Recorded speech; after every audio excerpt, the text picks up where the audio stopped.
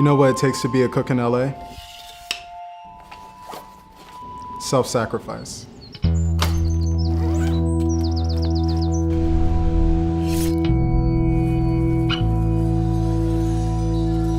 I left Virginia to come to LA because there's this certain energy that translates to the food scene here that I haven't found anywhere else.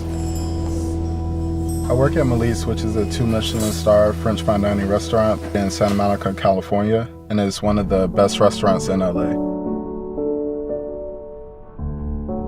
Working on the line in the kitchen is like composing a symphony. It really is. It's almost like each dish is like, one is the violins, one is the cello, one is the keyboard, and another is the drums. My first job in the kitchen was when I was 16 as a dishwasher, and that was before I even knew I wanted to cook. I was just a kid looking for a job. After I started working there and just seeing something as simple as salads being plated, it like kind of drew me in. Like I was like, this is pretty amazing.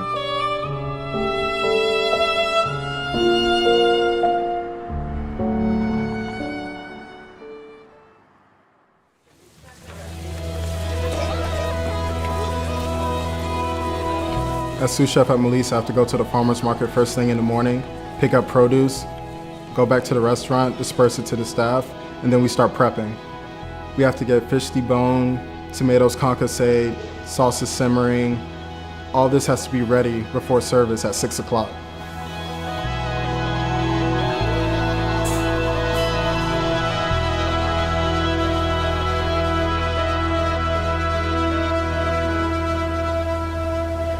Fire, menu prawn, menu truffle pasta, 2 menu seasonal, followed by a menu duck, medium rare.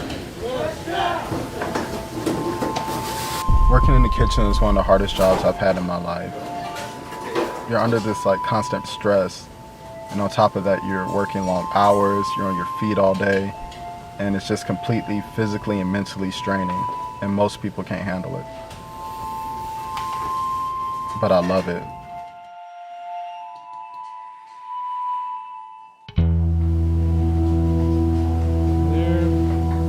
See how beautiful that looks, and we sear it off nicely. It also protects halibut being so delicate. It helps protect the flesh. Chef Josiah Citrin is one of the most renowned and respected chefs in LA, and it was only natural that I wanted to come work for him.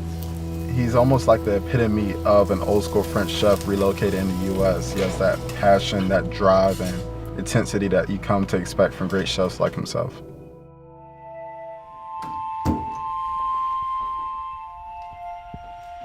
One day I was in the kitchen and I was scrambling eggs, and this memory kicked back to me from my grandmother and how she taught me how to properly scramble eggs when I was a little kid.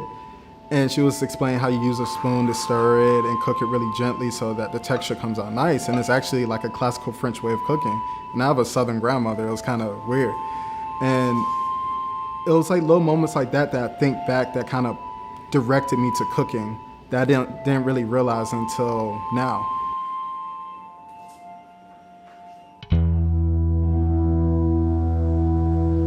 If you want to be a chef, you can't wait around for someone to hand it to you. You almost have to take it.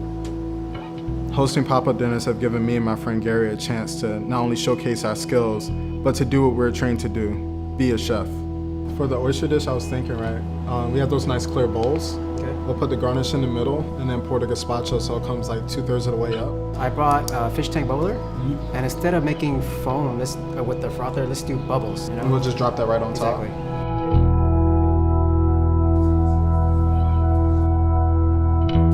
I just wanted to thank everyone for coming out tonight. As you know, we're just cooks when it boils down to it. That's our life. This is what we do. This is what we love to do in our free time. I mean, we just spent our last 2 off days preparing this for you and had a lot of fun doing it. So cheers to the night. Thank you, chef. I always have this sense of satisfaction and almost comfort of knowing that something that I served pleased someone else. And I think that's what most cooks thrive on.